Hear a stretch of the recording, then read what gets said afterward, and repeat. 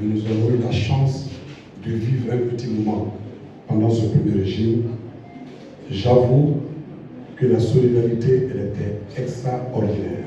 Je parle sous le contrôle d'un de nos conseillers qui est à côté de nous. Il n'y avait pas d'ethnie. Il y avait une unité extraordinaire. Moi, je suis de Beïla, de naissance, mais je parle toutes les langues de la Guinée. C'était l'époque là. Ça veut dire que les Guinéens doivent être seuls, sans différence. Et après ce régime, il y a eu le régime du grand militaire, le général Feu Lansana Conté. Il est arrivé, il a géré la Guinée dans l'entente. Nous étions ensemble ici. On a vécu ce moment-là, puisque déjà, on était dans la vingtaine. C'était agréable. On a continué. Successivement, le capitaine Moussa Dadis Camara est devenu président de la République. Vous étiez témoin de ça, puisque vous étiez né, vous qui êtes en face de moi. Son petit temps, il a passé moins d'un an, un mois a manqué que ce soit un an. Ce qu'il a pu faire, il a fait ça, mais la vie étant, il y a eu quelques petits soucis, mais la vie va avec. Son temps a passé. Il y a eu le général Sekouba Konaté qui est venu continuer la transition, et cette transition s'est soldée par la venue du président Alpha Condé à la tête de la Guinée. Nous avons tous vécu ce moment-là aussi. Pendant un bon moment, tous les régimes qui sont succédés, depuis l'indépendance de la Guinée jusqu'à aujourd'hui, le rêve majeur de la Guinée a été celui de trouver un homme conciliateur, mobilisateur, rassembleur, celui qui va permettre à la Guinée d'assumer son histoire et de créer la prospérité pour la Guinée. Le 5 septembre, on a vu ce militaire venir par la chance être le président de la République de Guinée. Aujourd'hui, dans son premier discours, je retiens bien, il dit que la Guinée, c'est notre bien commun. Faisons l'amour à la Guinée. Faisons l'amour à la Guinée veut tout simplement dire aimons la Guinée. Assumons notre histoire. C'est ce jour-là, ce monsieur m'a pris. Puisque une nation ne peut se construire qu'avec son histoire. Toutes les grandes nations aujourd'hui font la promotion de leur histoire. Toute nation a un parcours. Et depuis ce jour, vous voyez la Guinée, la quiétude qui plane sur la Guinée, la stabilité qui plane sur la Guinée.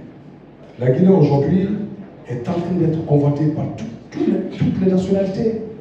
Toutes les communautés internationales aujourd'hui ont comme direction, comme destination la Guinée. Allez-y vous renseigner au niveau de l'aéroport international de Conakry, vous partez dans les agences de voyage, vous verrez, pour avoir de la place pour venir en Guinée, il vous faut du temps. Ça, c'est la fréquentation qui témoigne cela. Et nous, à notre niveau, on a jugé nécessaire de mettre en place cette structure. Parce que la volonté politique, je dis bien, cette volonté politique des nouvelles autorités de la place nous a facilité la création de cette structure-là. Parce que quand un chef parle, il faut l'écouter, voir sa vision, tirer dedans, c'est que toi tu peux utiliser aussi pour le bien du pays.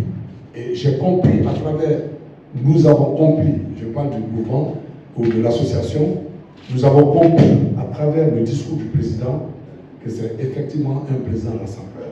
Et nous devons tout faire pour que l'histoire de la Guinée soit une fierté pour nous tous, pour que notre pays puisse être un pays lumière. La Guinée a libéré des nations.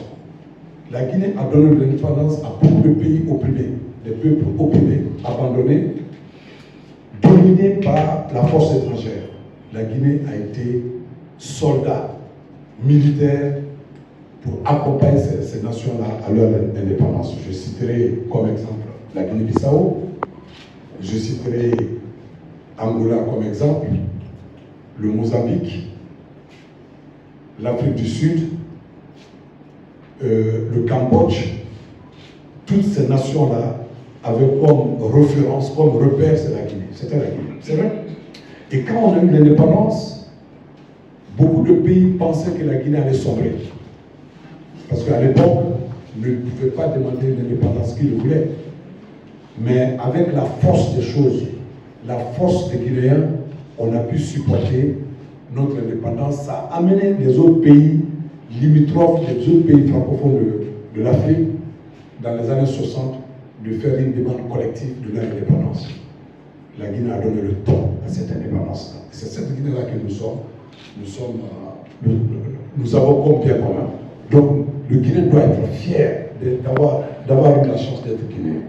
Et aujourd'hui, nous avons cet honneur de vous annoncer solennellement le lancement de cette grande association qui s'appelle Guinée unie autour de son histoire pour le progrès, pour la prospérité de la Guinée. Vous verrez les t-shirts que nous portons, vous voyez la photo de tous les anciens présidents de la Guinée.